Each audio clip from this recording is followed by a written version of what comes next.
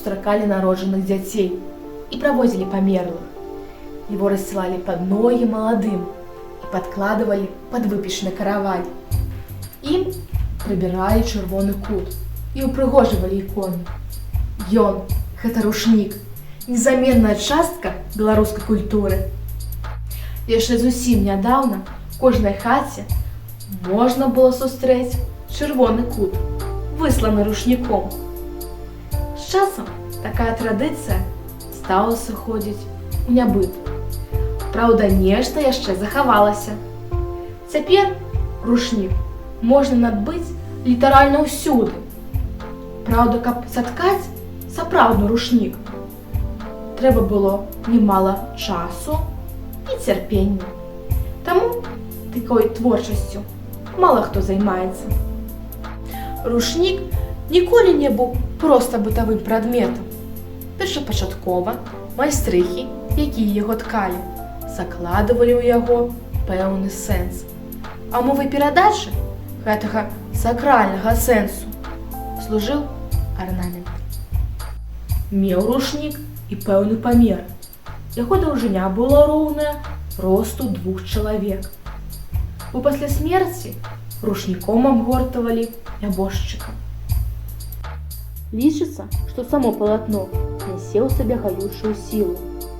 Лён трэба было правільна пасеяць і сабраць. Падчас дажджу яго трэба было высцеліць і апрацаваць на церніцы. Прасці трэба было вельмі тонкія ніткі.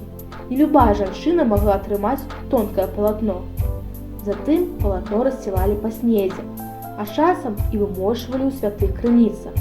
Далей палатно рассцілалі па маладой траве, па першай расе. Жыццё беларуса немагчыма ўявіць без рушніка. Рушнік – вечны спадарожнік чалавека. Яны не толькі упрыгожвалі інтэр'ер, але і выкарыстоўваліся ў беларускіх абрадах.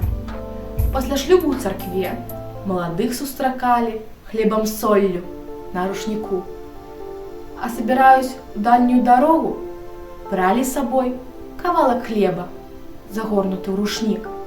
Русте, русте, каравай, вышэй печі, вышэй стовпа золотого, вышэй друга дорогого. Такая багатая гісторыя, на першы погляд, самага звычайнага прадмета гаворыць нам пра глыбокую веру і адданасць традыцыям. Без мінулага у нас няма будучага. Магчыма, зараз самы час пачаць цікавіцца гісторыяй сваёй сям'і. І адчыніў бабулін куфар, у ім вы знойдзеце самы сапраўдны скарб.